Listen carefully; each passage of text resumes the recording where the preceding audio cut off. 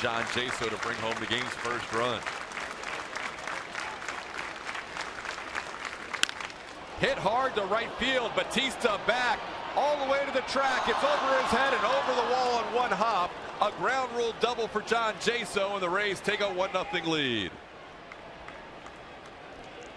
Well, how about the turn of events here for the Rays? Tim Beckham gets picked off, called out, overturned, a balk. Casale moves him over.